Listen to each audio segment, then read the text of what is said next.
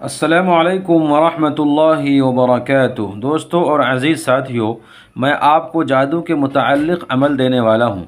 जादू के कई अक़साम हैं, लेकिन जादू किसी भी नौइयत का हो, उसके तोड़ का सबसे कामयाब अमल आपको देना है कि जादू चाहे किसी अजमी ने किया हो, किसी अरबी ने किया हो, किसी मोमिन ने किया हो या किसी काफिर ने किया हो, चाहे जादू सियाह हो, सुर्ख हो, सफ़ेद हो, जो भी जादू है उसका तोड़ सिर्फ़ इस आयत के ज़रिए हो सकता है।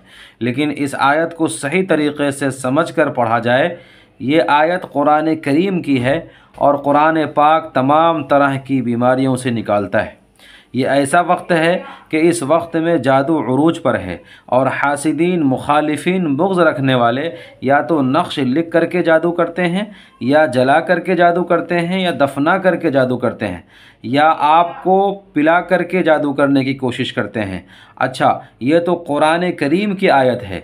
जादू और जादू को ख़त्म करने के लिए ये आयत खंजर का काम करती है।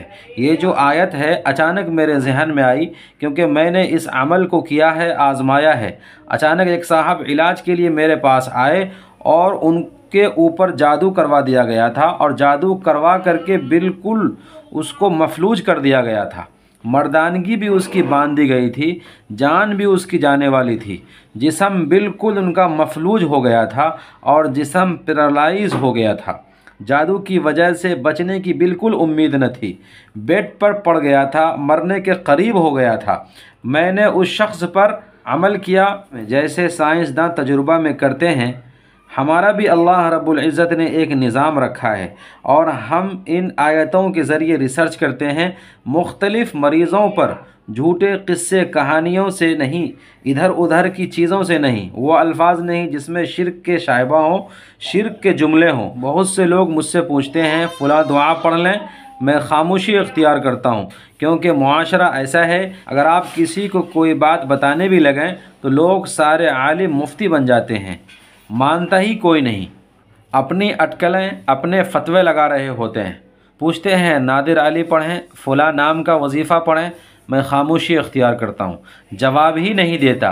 एक ऐसी चीज़ जिसमें शिर्क के कलिमात हैं, आप पढ़ें, आपको ख़ुद अंदाज़ा होगा कि हज़रत अली मुर्तज़ा रज़ियल्लाहु ताला अन्हु इल्म नबुव्वत का शहर का दरवाज़ा फ़ातिह खैबर, और वो शिरकिया कलिमात कहेंगे। मैं ये कैसे मान लूँ?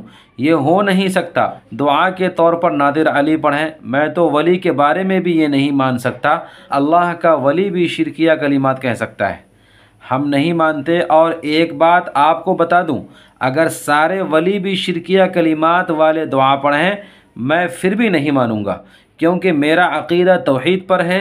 अगर वली क़ब्र से उठकर खड़ा हो जाए और कहे कि इसमें से शिरकिया कलिमात पढ़िए, मैं फिर भी नहीं मानूंगा। हम उस चीज़ को मानेंगे जिसमें तौहीद होगी, नबी की रिसालत होगी, मकाम सहाबा होगा। बस ये तीन चीज़ जहन में रख लें, क्योंकि हम मुसलमान हैं। आप जहन नशी कर लें। ये जो आयत मैं आपको बताने जा रहा हूँ इतनी पुरतासीर है, जादू चाहे किसी भी किस्म का हो, आपसे निकल जाएगा, आपकी नस्लों से भी निकल जाएगा। आप पर जादू है, हमेशा के लिए इस अमल के ज़रिए बाहर निकल जाएगा। आप पर जादू है, आपका जिस्म मफलूज हो चुका है, किसी भी तरह का कोई भी मसला है, आपके जिस्म से हमेशा हमेश के लिए निकल जाएगा इस अमल के ज़रिए। वो कुरान करीम की ये आयत है जो मैंने पहले से ही लिख करके रखा है, ताकि आपको आसानी से समझ में आ जाए। लिखने में थोड़ा सा वक्त ज़्यादा चला जाता है दोस्तों, इस और वीडियो लंबी बन जाती है। सबसे पहले आपको बिस्मिल्लाहिर्रहमानिर्रहीम जो ऊपर आप देख रहे हैं ये पढ़ना है। बिस्मिल्लाहिर्रहमानिर्रहीम के बाद आपको पढ़ना है अव्वल आखिर 11 बार दरूद शरीफ। दरूद शरीफ वही जो नमाज़ों में पढ़ते हैं, यानी दरूद इब्राहिमी। फिर इस आयत करीमा को दोस्तों 70 बार पढ़ना है, 70 टाइम्स पढ़ना है। उसके बाद फिर इस आयत को पढ़ेंगे। वो आयत आपके सामने है, वल्लज़ी जाअ बिस्सिद्क़ि वसद्दक़ बिही उलाइका हुमुल मुत्तक़ून। आखिर में दोस्तों फिर 11 बार दरूद शरीफ पढ़ना है आपको। आखिर में फिर आपको 11 बार दरूद शरीफ पढ़ना है। वो आयत करीमा है वल्लज़ी जाअ बिस्सिद्क़ि वसद्दक़ बिही उलाइका हुमुल मुत्तक़ून। यह आपको 70 बार पढ़ना है, अव्वल आखिर 11 बार दरूद शरीफ के साथ। और शुरू करने से पहले दोस्तों आप बिस्मिल्लाहिर्रहमानिर्रहीम पढ़ेंगे।